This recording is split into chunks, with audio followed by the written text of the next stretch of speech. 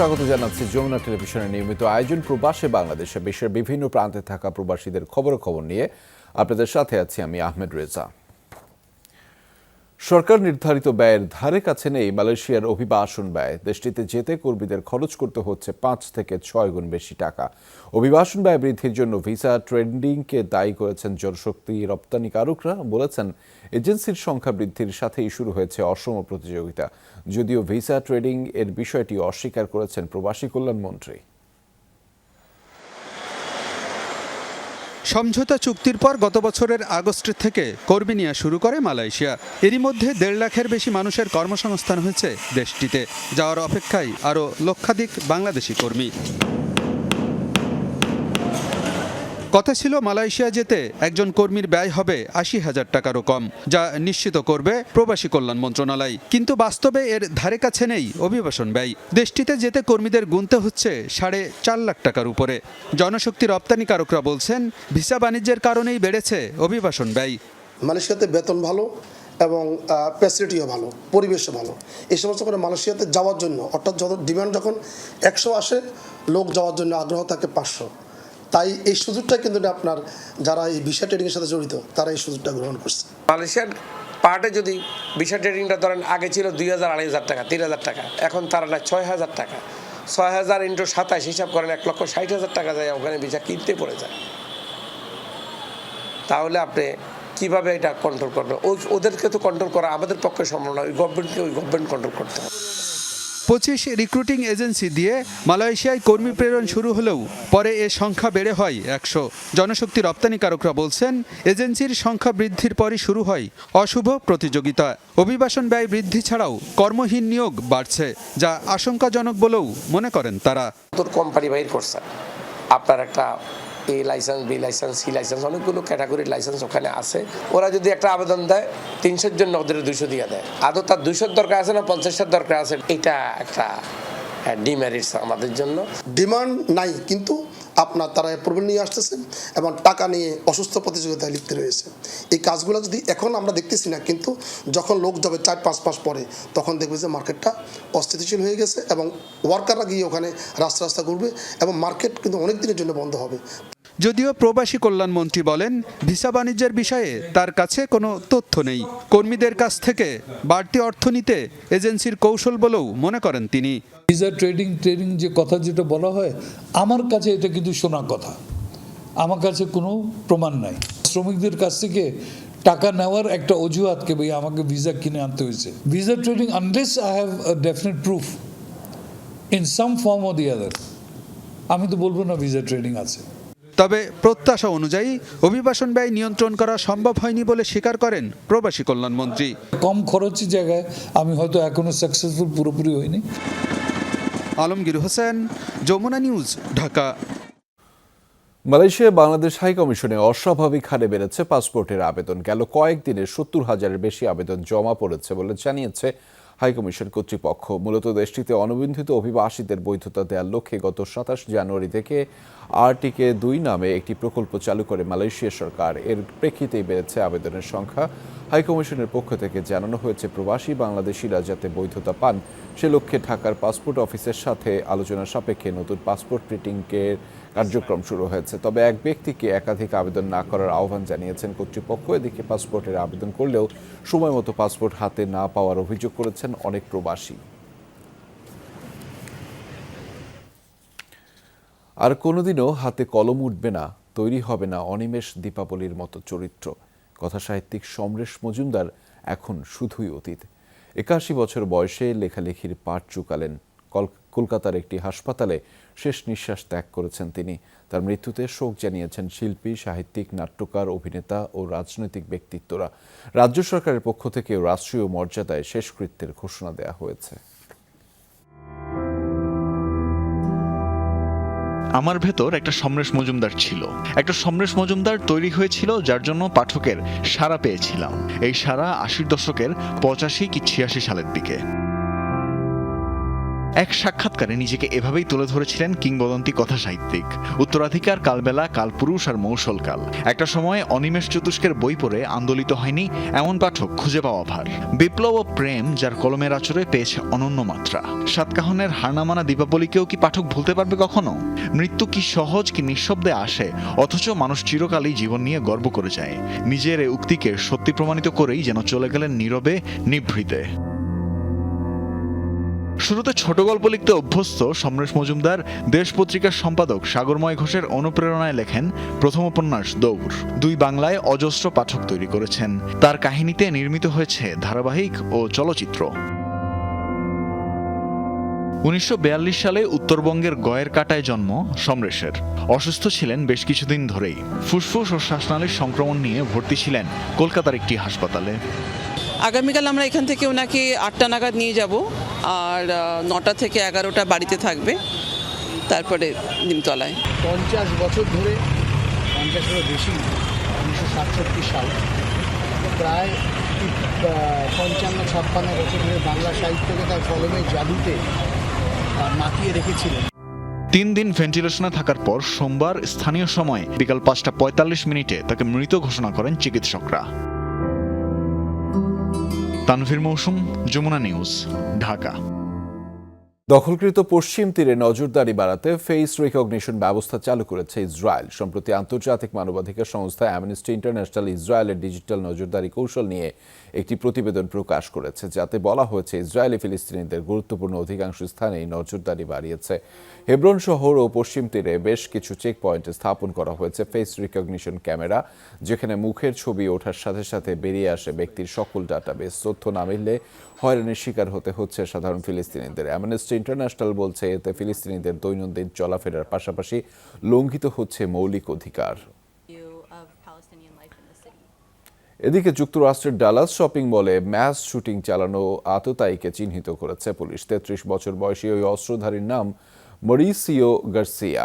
হামলার আগে শপিং মলের কাছে একটি হোটেলে ছিলেন তিনি। শনিবার অভিযান চলাকালে পুলিশের গুলিতে সে প্রাণ হারায়। উদ্ধার করা হয় একটি হ্যান্ডগান এবং AR-15 রাইফেল। এখনও জানা যায়নি হামলার মোটিভ। সামাজিক যোগাযোগ মাধ্যম এবং অনলাইনে অ্যাকাউন্টের সূত্র খুঁজছেন গোয়েন্দারা। তাদের প্রাথমিক ধারণা চরমপন্থী গোষ্ঠীর সাথে ছিল হামলাকারীর যোগসাজশ। প্রত্যক্ষদর্শীরা জানিয়েছেন, ডালাসের ব্যস্ত এক মলে ঢুকে হামলা চালায় বন্দুকধারীরা। প্রাণ হারিয়েছেন শিশুসহ 8 জন। যুক্তরাষ্ট্রে চলতি বছর কমপক্ষে 198টি ম্যাস শুটিংয়ের ঘটনা রেকর্ড করা হয়েছে। সংঘাতের মধ্যে সুদান থেকে সৌদি আরবের জেদ্দা হয়ে দেশে ফিরেছেন 136 বাংলাদেশি। বিমানবন্দরে তাদের স্বাগত জানিয়েছেন প্রবাসী কল্যাণমন্ত্রী ইমরান আহমদ। সকালে শাহজালাল আন্তর্জাতিক বিমানবন্দরে এসে পৌঁছায় তাদের বহনকারী বিমানটি। যারা এখনও সুদানে আটকে আছেন তাদের দ্রুততম সময়ের মধ্যে ফিরিয়ে আনা হবে বলে জানিয়েছেন প্রবাসী কল্যাণমন্ত্রী। চোখে মুখে এখনও আতঙ্ক স্পষ্ট। সংঘাতময় সুদানের পরিস্থিতি কতটা ভয়াবহ তা এই নারীর কথাতেই স্পষ্ট। 3 সন্তান নিয়ে কোনো মতে দেশে ফিরলেও এখনও সেখানে আটকে চট্টগ্রামের হালি শহরের সাকিনা বেগমের স্বামী। আমার বাসায় এই যে বোম মারতেছে, ওটার আলো আমার পুরা বাসা আলোকিত হয়ে গেছে। এই যে জানালা দিয়ে ঢুকছে, পুরা বাসা আলোকিত হয়ে গেছে। এই যে রাত 2:30-3টা, রাতের দিকে তো আরো বেশি ঘুমানো যাইতো না। যে সকাল ভোরবেলা একদম অনেক একদম আতঙ্কে ছিলাম। যুদ্ধ বিধ্বস্ত সুদান থেকে ফেরা 136 বাংলাদেশের অভিজ্ঞতা একই রকম ভয়ঙ্কর। 3টার দিকে আয়সা, তখন আমাদের সব দরজা মরজা সব কিছু বাইঙ্গা সুইরা সব কিছু নিয়ে গেছে। আমাদের বাতার ফাতিলাটি দেবো নিয়ে গেছে। যতক্ষণ মতন আমরা মনে করেন যে 6 দিন আছি, এতক্ষণ মতন মনে করেন আমাদের জীবনের মনে করেন কোনো নিরাপত্তা নেই। আমরা মনে করেন আমরা একটা যে হাম নিঃশ্বাস, একটা যে নিঃশ্বাস ছাড়া, এই নিঃশ্বাস আমরা ছেড়ে বেনে গেছি। প্রাণ নিয়ে ফিরতে পারাটাকেই বড় করে দেখছেন সুদান ফেরতরা। দুর্বিষহ এই সময়ে বাংলাদেশি দূতাবাসের সহযোগিতার প্রশংসা সবার মুখে। বারাটা কোনো পরিস্থিতি পাইনি আমরা। আর 7-8 দিন আটটা ছিলাম, খাওয়া দাওয়া ছিল না, গোসল নাই, পানি নেই, কারেন্ট নাই, খুবই অসহায় ছিলাম। আমরা মনে হচ্ছিলাম যে আর বাঁচবো না, মনে হয় সম্ভবত মারাই যাবো। ওখানে আম্বাসের লোক আমাকে ক্লিয়া সবাই, যে যতগুলো বাঙালি ছিলাম, হ্যাঁ, বড় গাড়ি দিয়ে হেল্প করেছে, নিয়েও গেছে বর্ডারে। বাংলাদেশ কমিউনিটি অ্যাসোসিয়েশনের মোহাম্মদ আনিসুর রহমান, আমাদের চেয়ারম্যান, উনি অনেক সহযোগিতা করছে যে কিভাবে আমাদের পাঠানো যায় এইখানে। সকালে তাদের স্বাগত জানাতে বিমানবন্দরে আসেন প্রবাসী কল্যাণমন্ত্রী। এ সময় প্রথম দফায় 250 জনের সবাইকে একসঙ্গে ফেরাতে না পারায় দুঃখ প্রকাশ করেন মন্ত্রী। আমাদের কল্যাণ বোর্ড থেকে এমনি কিন্তু মানুষের প্রত্যাবর্তন করার জন্য আমরা কিন্তু $2 লক্ষ কিন্তু অলরেডি স্যাংশন করে রেখে দিয়েছি। সো চিন্তা করেন না, ইনশাল্লাহ আপনাদের অসুবিধাটা আমরা কত যে কম করতে পারবো। এর আগে পোর্ট সুদান এলাকা থেকে 3টি পৃথক ফ্লাইটে অন্য দেশের নাগরিকদের সঙ্গে জেদ্দায় ফেরেন এসব বাংলাদেশিরা। সেখান থেকে সকালে তাদের আনা হয় ঢাকায়। তাজনুর ইসলাম, যমুনা নিউজ, ঢাকা। বঙ্গবন্ধু পরিষদ কাতার কেন্দ্রীয় কমিটির সাধারণ সম্পাদক ইঞ্জিনিয়ার মোহাম্মদ সেলিমের সুস্থতা কামনায় দোয়া মাহফিল অনুষ্ঠিত হয়েছে। শুক্রবার নাজমায় করা হয় এই আয়োজন। এদিন দোয়া মাহফিলের পাশাপাশি আলোচনা সভাও আয়োজিত হয়। এতে উপস্থিত ছিলেন সংগঠনের সভাপতি জাকির হোসেন বাবুর, আলামিন খান, মুক্তিযোদ্ধা ওমর ফারুক চৌধুরী ও শাহ আলম, জসিমউদ্দিন দুলাল, সৈয়দ আনামিরা সহ সংগঠনের অন্যান্য নেতা কর্মীরা। এদিকে কাতারে আলোচনা সভা ও দোয়া মাহফিল করেছে যুবদল কেন্দ্রীয় নির্বাহী কমিটি। দলের চেয়ারপারসন বেগম খালেদা জিয়ার সুস্থতা কামনায় করা হয়েছে দোয়া। আলোচনা সভায় অংশ নেন নেতাকর্মীরা। পরে সংগঠনের পক্ষ থেকে 4 শতাধিক নেতাকর্মীদের দেয়া হয় ঈদ উপহার। অনুষ্ঠানের সভাপতিত্ব করেন কেন্দ্রীয় যুবদলের সহ আন্তর্জাতিক বিষয়ক সম্পাদক AR মামুন খান এবং পরিচালনার দায়িত্বে ছিলেন রহিম বাদশাহ। আয়োজনের প্রধান অতিথি ছিলেন কেন্দ্রীয় যুবদলের সভাপতি সুলতান সালাউদ্দিন টুকু। এছাড়া আরও উপস্থিত ছিলেন মামুন মৃধা, আমিনুল ইসলাম সুমন, সোহেল খান, আব্দুল্লাহ মোমিন চৌধুরী, সেলিম খান, লিমন ভুইয়া, নূর আলম বাদশাহ সহ আর অনেকেই।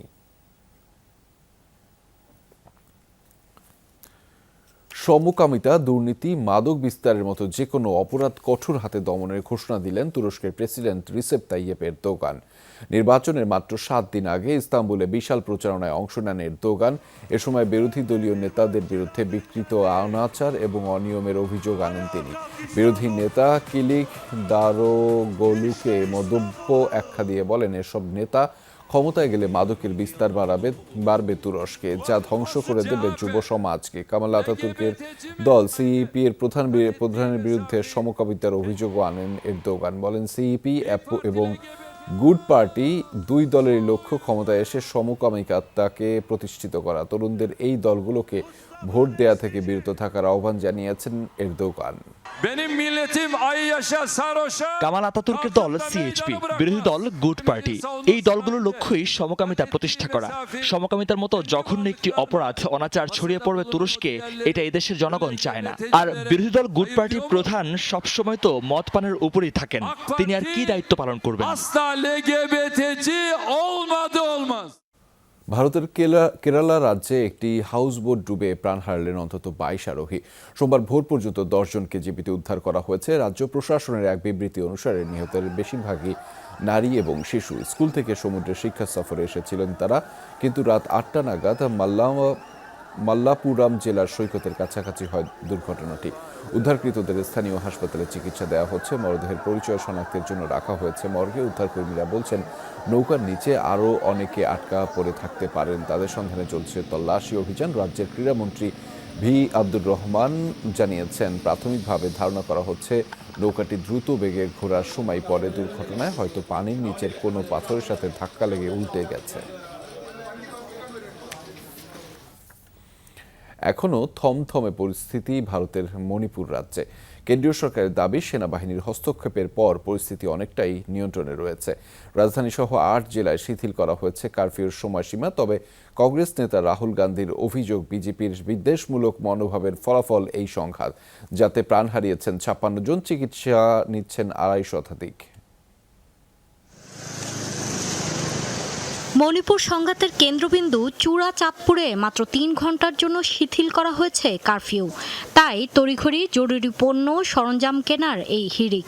অবশ্য রাজধানী ইম্ফলে ভোর 5টা থেকে সন্ধ্যা 8টা পর্যন্ত থাকছে না বিধিনিষেধ, শুধু বহাল থাকবে রাত্রিকালীন কারফিউ।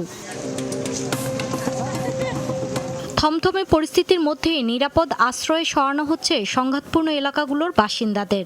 সেনাবাহিনীর দাবি, এখন পর্যন্ত 23,000 মানুষ পেয়েছেন নিরাপত্তা। অবশ্য তাদের চোখ মুখ থেকে কাটেনি বিভীষিকা।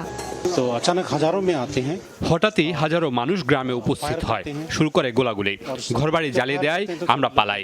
এখনো পরিবারের অন্য সদস্যরা সংঘাতপূর্ণ এলাকায় আটকা আছে। এক পোশাকে বের হয়ে গেছি, জরুরি কাগজপত্র মালপত্র নিয়ে পরিবার সন্তান নিয়ে কোনোভাবে প্রাণে বাঁচালাম। সেনা সদস্যরা আমাদের যথেষ্ট সহযোগিতা করেছেন। আশ্রয় শিবিরে থাকা অন্যান্যরা এগিয়ে আসছেন সহায়তায়। কেন্দ্রীয় সরকারের দাবি পরিস্থিতি অনেকটাই নিয়ন্ত্রণে।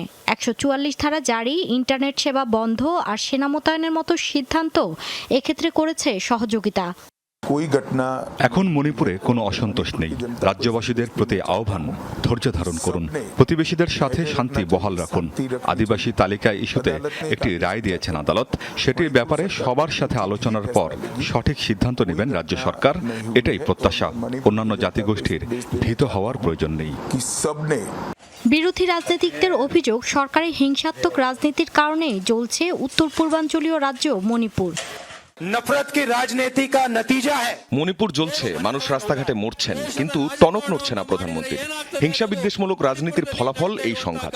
আজ মণিপুরের এতটা খারাপ পরিস্থিতির মূল কারণ বিজেপির বৈষম্যমূলক আচরণ। এই রাজনীতির বিরুদ্ধেই আমরা চালু করেছিলাম ভারত জোড়ো যাত্রা, আর এটাই কংগ্রেসের বিচারধারা মতাদর্শ। মূলত তালিকাভুক্ত আদিবাসী গোষ্ঠীর মর্যাদা পেতে উদ্যোগ নিয়েছিল মণিপুরের সংখ্যাগরিষ্ঠ মেইতেই সম্প্রদায়, কিন্তু পিছিয়ে থাকা কুকি ও নাগা জাতিগোষ্ঠী জানায় প্রতিবাদ। তাদের অভিযোগ, হিন্দু হওয়ায় আগে থেকেই বাড়তি সুবিধা পাচ্ছে মেইতেই। সেই বিবাদ বুধবার গড়ায় সংঘাতে। মৌলি ইসলাম, যমুনা নিউজ। দর্শক, এই ছিল প্রবাসী বাংলাদেশের আয়োজনে। এতক্ষণ আমাদের সাথে থাকার জন্য সবাইকে ধন্যবাদ।